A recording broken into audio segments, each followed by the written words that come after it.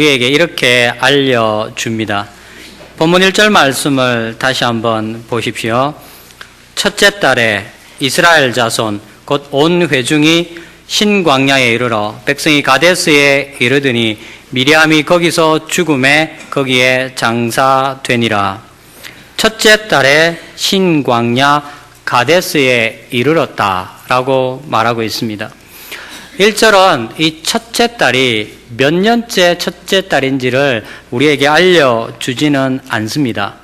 하지만 민수기 33장에 이스라엘 백성의 광야 여정을 기록한 내용을 살펴보면 이 첫째 달이 이스라엘 백성이 애굽에서 나온 지 정확하게 40년째 되는 그해 첫째 달이라는 것을 알 수가 있습니다. 조금 더 엄밀하게 말한다면 39년 전에 가나안 땅을 눈앞에 두고 하나님 앞에 거역했던 이스라엘 백성들이 다시금 광야로 길을 털었습니다. 바로 그 자리에 그들이 39년 뒤에 다시 서 있는 것입니다. 민수기 13장과 14장이 보여줬던 그 사건 이후에 그들이 다시금 그 자리로 돌아온 것입니다. 그동안 출애굽 세대는 그들의 불신앙으로 말미암아 광야에서 모두 진멸당하였습니다. 1절 말미에 미리암이 거기서 죽음에 거기 장사되었다라는 이 말씀은 세대 교체의 방점입니다. 이제 새로운 세대가 광야 생활을 다 뒤로하고 하나님의 약속에 있는 땅을 향하여 다시금 발걸음을 내어 딛는 것입니다. 이후에 이스라엘 백성들은 이 가데스에서 모압 평지로 이동을 하고 마침내 요단강을 건너 가나안 땅에 들어가게 됩니다. 이들에게 있어서 가데스 바네아 그리고 거기에서 한 걸음 더 내어 딛는 것은 그들의 조상들 가운데 아무도 경험하지 못한 놀라운 복입니다. 정말 젖과 꿀이 흐르는 가나안 땅으로 이제 들어갑니다. 오늘 이 신광야 가데스는 하나님의 백성에게 흥분과 함께 지난 광야의 고단함을 다 씻어버리는 벅찬 감격의 자리, 은혜의 자리입니다. 이스라엘은 지금 구원의 길에서 더 큰 은혜를 향하여 성큼 한 걸음 더 다가서고 있습니다. 그런데 이 이스라엘의 흥분과 기대에 찬물을 끼얹는 일이 일어납니다. 2절 말씀을 같이 읽겠습니다. 회중이 물이 없으므로 모세와 아론에게로 모여드니라. 물이 없었다라고 말하고 있습니다.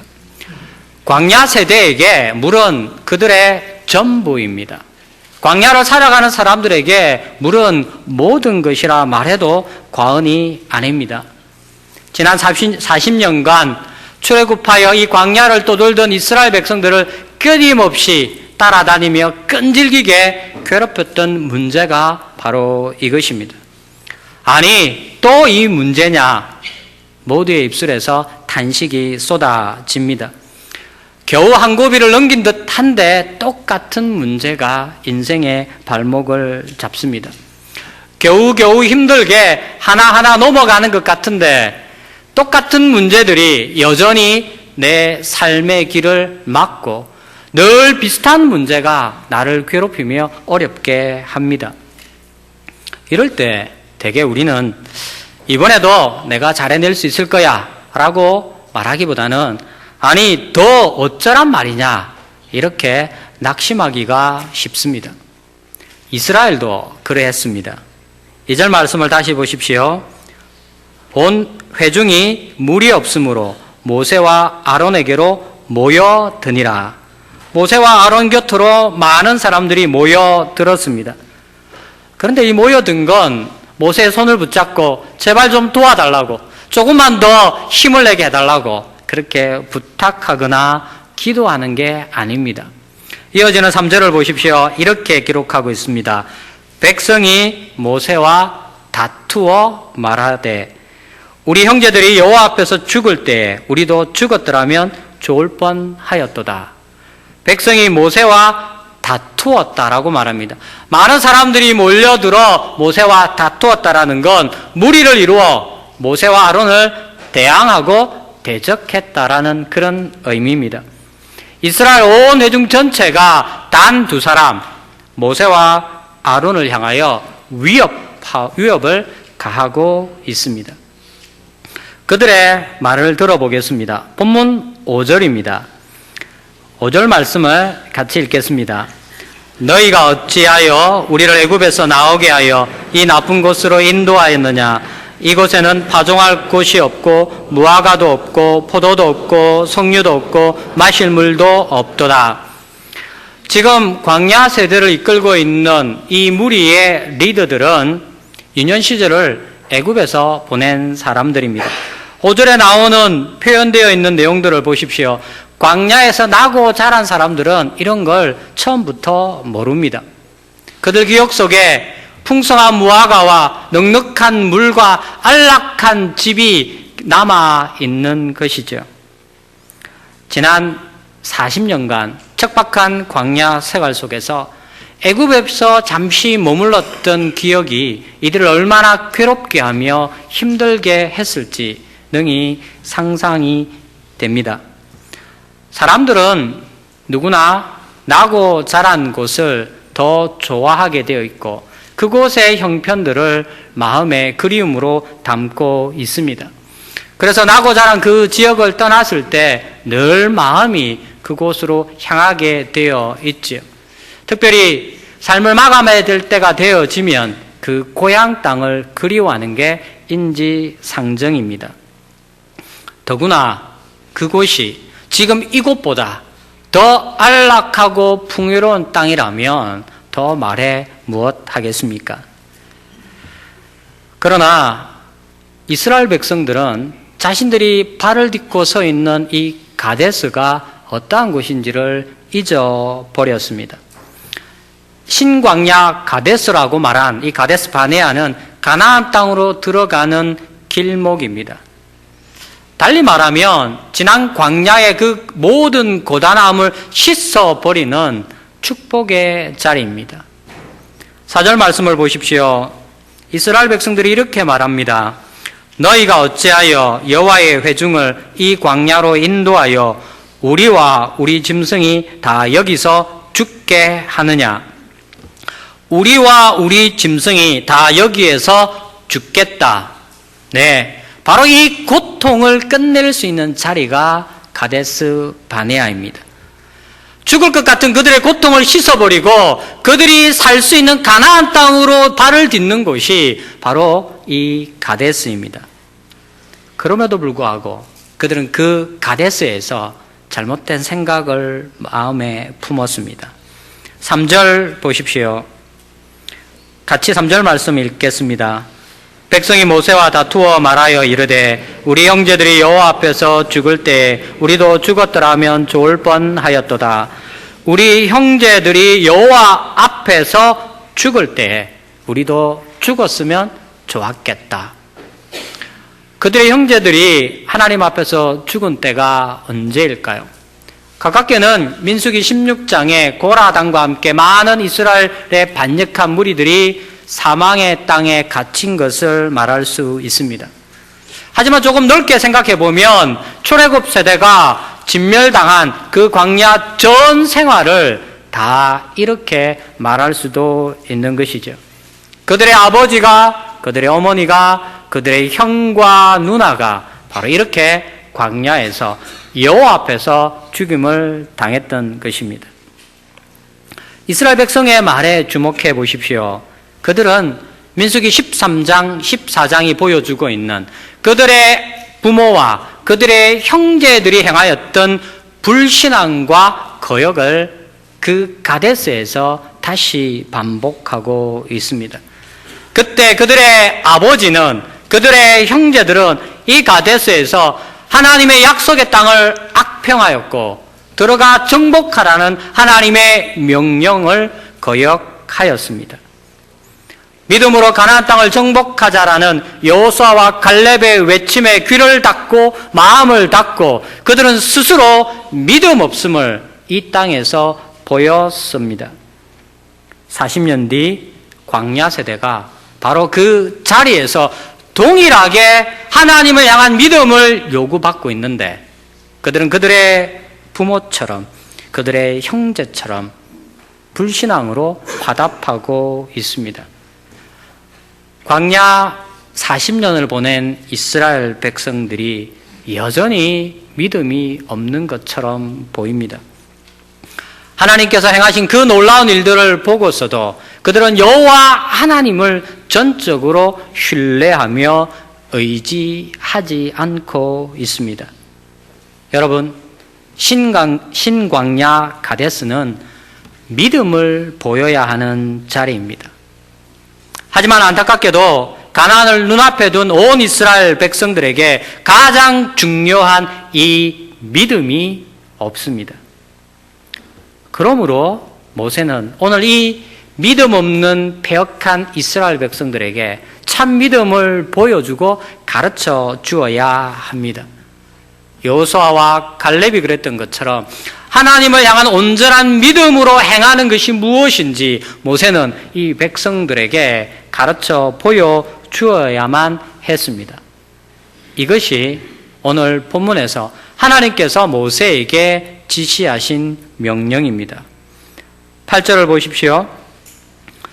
지팡이를 가지고 내 형 아론과 함께 회중을 모으고 그들의 목전에서 너희는 반석에게 명령하여 물을 내라 하라. 내가 그 반석이 물을 내게 하여 회중과 그들의 짐승에게 마시게 할지니라. 단순한 물이 아닙니다. 이 물은 이스라엘 백성의 믿음을 위한 것입니다. 시편 95편 8절 9절 말씀을 보면 오늘 이 사건을 이렇게 평가하고 있습니다. 시편 95편 8절 9절 말씀을 제가 읽겠습니다.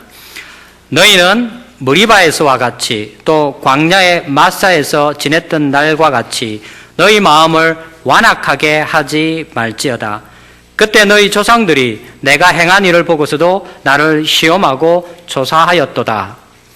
무리바란 민수기 10장 이 사건을 말합니다. 마사란 출애굽기 17장의 사건이죠. 물론 출애굽기 17장의 이 마사란 용어 자체가 다투었다란 말이기 때문에 오늘 20장의 무리바와 이름은 똑같은 이야기입니다. 그런데 시편 95편 8절이 말하는 것은 출애굽기 17장과 오늘 민수기 20장이 똑같았다라고 말합니다. 이스라엘 백성들의 마음이 완악했다라고 말합니다. 그리고 이어서 9절은 이렇게 말하죠. 그들이 하나님을 향하여 불신앙을 가졌었다라고 말이죠. 그래서 광야의 물은 단순히 먹는 물의 문제가 아니라 이스라엘 백성의 하나님을 향한 믿음의 문제입니다. 그러므로 하나님은 그 백성에게 단지 마실 물만 주시는 것이 아니라 그 이상을 가르치고 계시는 것입니다. 믿음 없는 이스라엘 백성에게 하나님께서 큰 일을 행하심으로 하나님의 영광과 거룩함을 온전히 드러내어 이 백성이 하나님을 믿고 신뢰하게 만들기를 원하시는 것입니다. 레위기 10장 3절에 하나님께서는 이렇게 말씀합니다. 모세가 아론에게 이르되 이는 여호와의 말씀이라 이르시기를 나는 나를 가까이 하는 자 중에서 내 거룩함을 나타내겠고 온 백성 앞에서 내 영광을 나타내리라 하셨느니라. 여호와 하나님께서 무엇이라 말씀하셨습니까?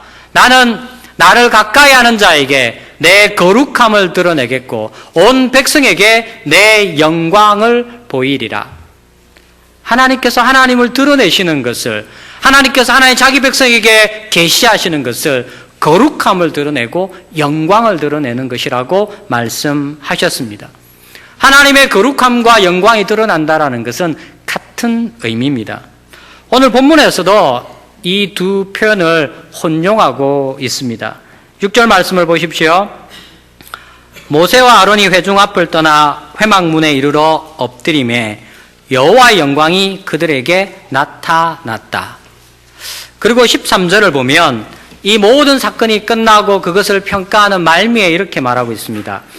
이스라엘 자손이 여호와와 다투었으므로 이를 무리바 무리라 하니라. 여호와께서 그들 중에서 그 거룩함을 나타내셨더라. 회막 문에서 하나님께서 나타나신 그 영광과 이 사건을 통하여 드러난 하나님의 거룩함은 다르지 않습니다. 하나님의 하나님 되심과 하나님께서 언약에 얼마나 신실하신가를 드러내시는 것이죠. 반석에서 쏟아져 나오는 물을 통하여 하나님의 이 영광과 거룩함이 이스라엘 백성들에게 증거되어져야만 했던 것입니다.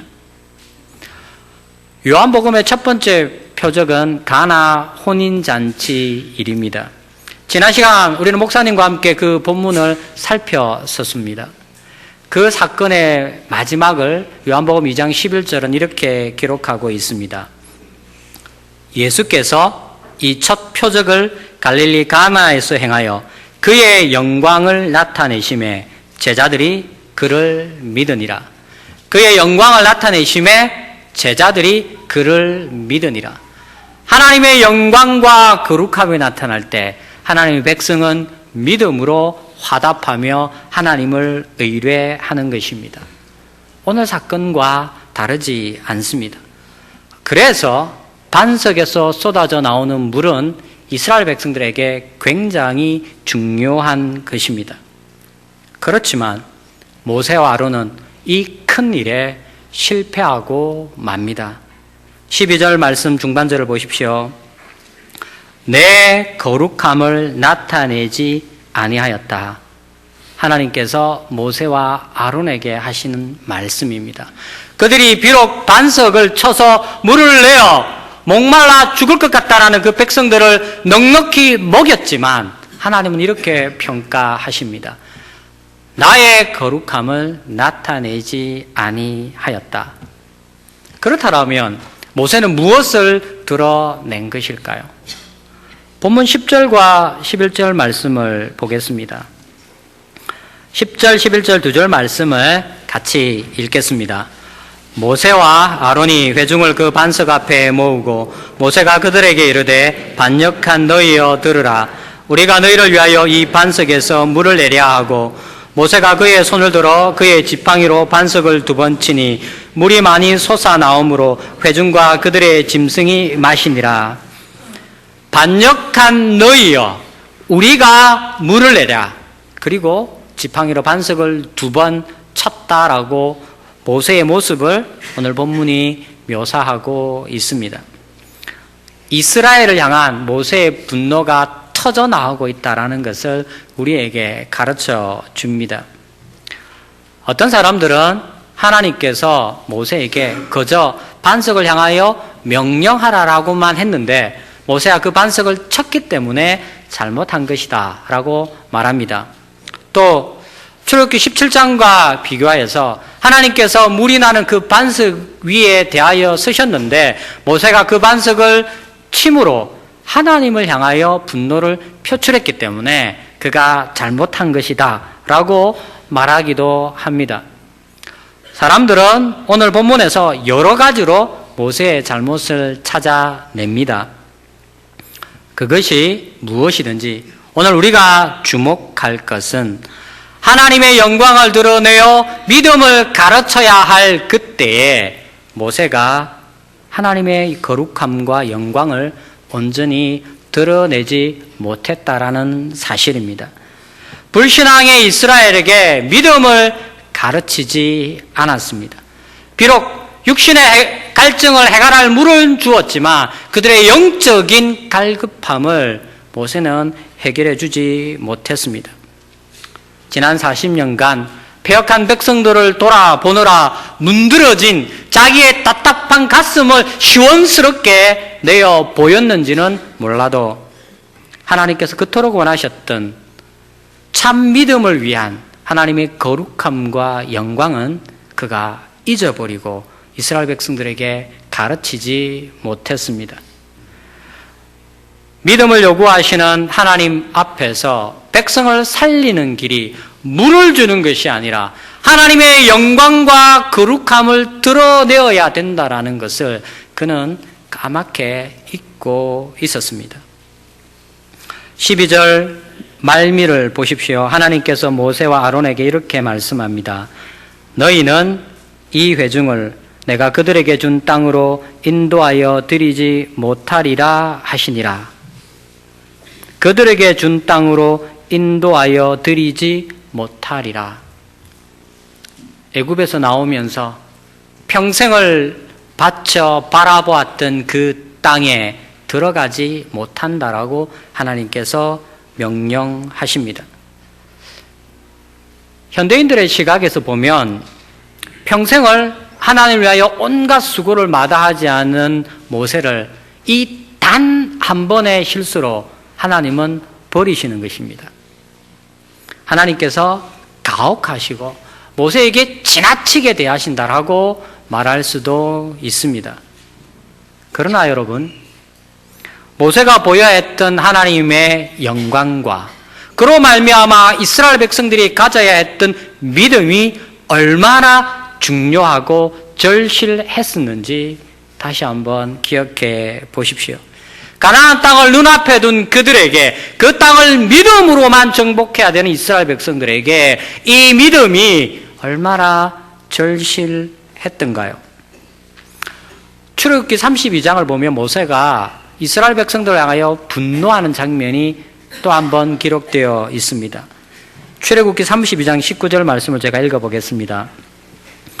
진에 가까이 이르러 그 송아지와 그 춤추는 것들을 보고 크게 노하여 손에서 그 판들을 산 아래로 던져 깨뜨리니라. 시내산에서 하나님께서 친히 기록해 주신 율법의 두 돌판을 들고 내려오다가 산 아래 온 백성이 우상을 세워놓고 그 앞에 춤추며 뛰며 절구하는 모습을 보자 치밀어 오르는 분노를 참지 못하고 모세는 그 돌판을 던져 깨트려 버렸습니다. 하나님이 주신 율법의 말씀을 던져서 박살내어 버린 것이죠. 오늘 본문과 다를 바가 없습니다. 분노에 휩싸인 모세의 모습은 똑같습니다. 하지만 하나님께서는 그때도 오늘도 모세의 분노 자체를 책망하고 있지는 않다라는 사실입니다. 12절 말씀을 보십시오. 하나님께서는 이렇게 모세를 평가하십니다. 여호와께서 모세와 아론에게 이르시되 너희가 나를 믿지 아니하였다. 하나님은 모세와 아론을 향하여 너희가 나를 믿지 않았다라고 평가하고 계십니다. 무리바에서 모세의 행위는 하나님을 향한 믿음이 없었다라고 말씀합니다. 민수기 14장의 내용을 다시 한번 기억해 보십시오. 그때 불신앙으로 거역하는 이스라엘 백성들 향하여 하나님께서 이렇게 말씀하셨습니다. 민수기 14장 11절입니다. 여호와께서 모세에게 이르시되 이 백성이 어느 때까지 나를 멸시하겠느냐? 내가 그들 중에 많은 이적을 행하였으나 어느 때까지 나를 믿지 않겠느냐? 하나님을 믿지 않고 하나님을 전적으로 신뢰해야 될 그 삶의 자리에서 믿음이 없을 때 여호와 하나님을 멸시하는 것이라고 하나님은 진노하셨습니다. 그리고 40년 전 바로 이 자리에서 그렇게 불신앙으로 하나님을 진노했던 이스라엘 모든 장년들은 광야에서 죽임을 당하였고 그들의 어린 자녀들은 40년간 광야를 떠돌아다녀야만 했습니다. 바로 그와 같이 동일한 가데스에서 하나님의 영광과 거룩함을 드러내는 믿음이 부족했던 모세에게 가나안 땅에 들어갈 수 없다라고 하나님께서 선언하신 것입니다. 오늘 본문은 하나님의 백성의 참 믿음을 살피고 돌아보는 것이 얼마나 중요한지 우리에게 가르쳐 줍니다. 우리가 우리의 삶을 돌아보고 우리의 가정을 세우고 하나님의 몸된 교회를 건설해 갈 때 가장 중요한 것이 무엇인지 가르쳐 줍니다. 하나님을 향한 온전하고 참된 믿음이 없다라면 그건 하나님의 백성이 아니고 하나님의 교회가 아니라고까지 말씀하십니다. 그리고 동시에 이 하나님의 백성의 믿음을 돌아보는 일이 얼마나 힘들고 어려운지 모세의 실패를 통해서 또 우리에게 경고하며 가르쳐 줍니다. 매우 소중하고 중요하지만 너무나도 어려운 일이 바로 이것입니다. 여러분, 이 일에 깨어있던 파수꾼에 의해서 500여 년 전 교회는 로마 가톨릭의 그 짙게 드리워졌던 어두움을 걷어내고 하나님을 향한 온전한 믿음의 발걸음을 힘차게 내어 디뎠습니다. 참 믿음의 사람에 의해서 하나님의 영광과 거룩함이 온전히 증거되어졌을 때 하나님의 몸된 교회에는 참 믿음을 가진 사람들로 가득 넘쳤습니다. 하나님의 영광과 거룩함이 드러날 그때야 하나님의 교회는 참 믿음으로 행할 수 있었다라는 것을 성경은 그리고 우리 믿음의 선배들은 우리에게 증언하고 있습니다. 또다시 세상의 짙은 어두움이 우리를 덮고 우리 삶과 우리 교회와 우리 가정을 짙게 드리우고 있는 오늘, 우리에게 필요한 것이 바로 이것이 아니겠습니까? 하나님의 영광과 거룩함을 보지 못하여 믿음 없는 이 세대를 위해 우리는 바로 여기 이 자리에서 이것부터 시작해야 됩니다. 믿음 없는 이를 향하여 분노하다가 스스로 지쳐 낙심하지 말아야 하겠습니다. 급한 마음에 분주하게 이것저것을 하겠노라고 뛰어다니지 말아야 하겠습니다. 하나님께서 원하시는 그 일, 하나님의 영광과 거룩함이 온전히 드러나 우리 모두를 참된 믿음의 자리로 이끌고 가는 그 일에 우리가 전력하고 수고하고 그 일을 이루는 것에 우리의 모든 것을 들여 헌신해야 하겠습니다.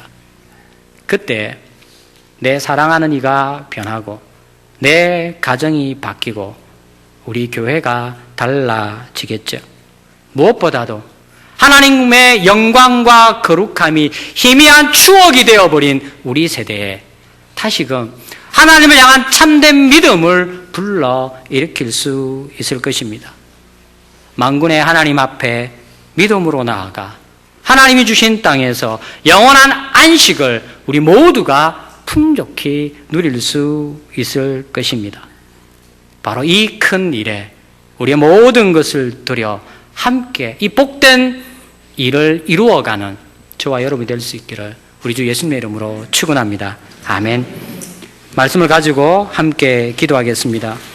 하나님의 영광과 거룩함이 우리와 우리 교회를 통해 드러나므로 믿음 없는 우리 세대를 하나님께서 고쳐주시기를 함께 기도하겠습니다.